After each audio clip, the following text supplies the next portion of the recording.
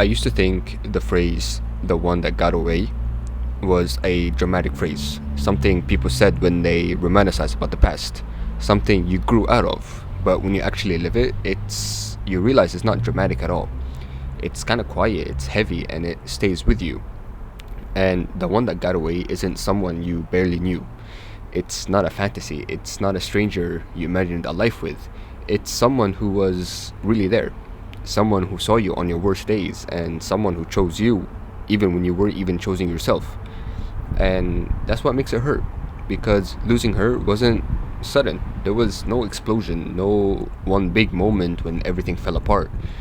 It was slow, it was subtle, it was the result of 100 small things I didn't fix when I had the choice and when I had the chance. I wasn't unfaithful, I wasn't cruel, but I wasn't truly present either. I was fighting things inside of myself that I didn't know how to explain. Insecurities that controlled my reactions, fear that made me pull away when I should have leaned in, and a lack of confidence that made me feel like I wasn't enough for her, that I was unlovable, that was the hardest to love. And instead of working on that, I let it sabotage us. And I didn't communicate the way I should have. I didn't open up the way she needed. And I thought being strong meant handling everything alone. And in doing that, I made her feel I made her feel alone too. And that's one of the worst things a human being can feel. And that realization, it doesn't hit you in the middle of the day when you're working out or when you're with your friends. It hits you late at night, when you're no longer angry, when you're no longer defensive, when you finally stop blaming the circumstances and start being honest with yourself. And I see now that she wasn't asking for perfection. She wasn't asking for presence. She was asking for honesty. She was asking for effort. She was asking for me to be present in the moment. And I wasn't consistent with any of those. And that's the hardest thing to accept. And one of the hardest things to accept as well is that she didn't leave because she stopped loving me. She left because loving me was costing her her own peace. And no one deserves that. And I see it now. And I'm gonna be honest, there are some moments when I think about her without any warning. Something that reminds me of her laugh, or a song that we used to jam on the way to fucking work, or a place that we spent multiple hours in, a small habit she used to have, or maybe a phrase that we had together, or an inside joke that no one else understands but us. And for a second, everything slows down. And it slows down like it's in a fucking movie, like in the Matrix type shit. But I don't miss the relationship the way it was at the end. I miss the version of us before things became heavy, before my internal battles spilled into something we were supposed to build together. And mostly I miss who I was with her, or maybe who I could have been if I had done the work sooner. I've replayed conversations 1,000 times. I've replayed that fateful day more than I can count. Not because I think I can change the outcome, well, because the past is in the past now, but mostly because I needed to understand myself. I needed to know why I did what I did, if you know what I'm saying. I need to know where I shut down, where I lied, not always to her, but to myself, and where I avoided growth because it was uncomfortable.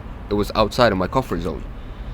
And that's where the guilt lives. That's where it haunts me at night. Not in losing her in a way, but in knowing I had the chance to be better and I didn't take it fast enough. I got too comfortable.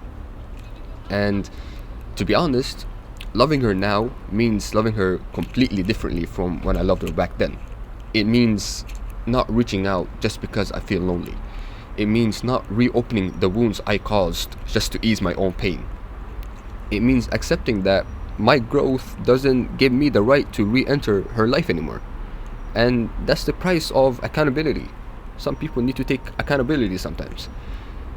But there's also a deep, deep loneliness in becoming better after you lose someone, because the person who would have benefited most from your growth is no longer here to see it. She's no longer here to see the man I'm becoming, the man she wanted me to become. And that's lonely, but it's also something you have to live with. And I don't hate myself for what happened, but I don't excuse it either. It's not an excuse at all. I accept it now. I finally accept it. Because the one that got away didn't leave me empty handed.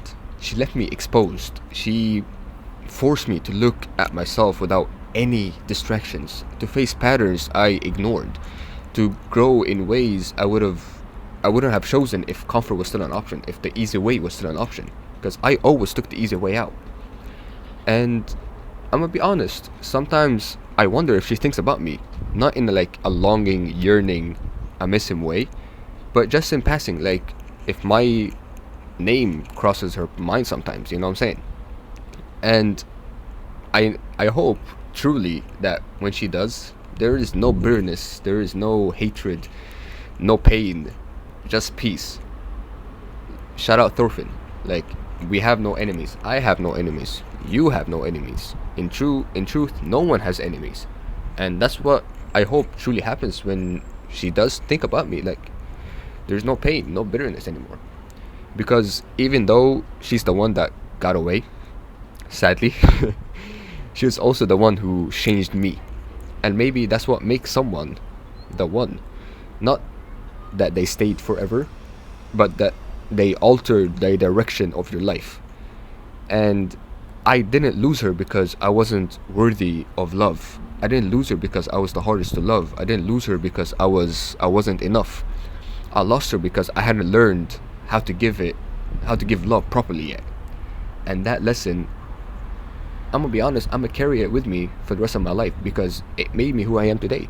It made me realize what I need to do to change, what I need to fix inside of myself to be able to give that love that I have inside my heart properly.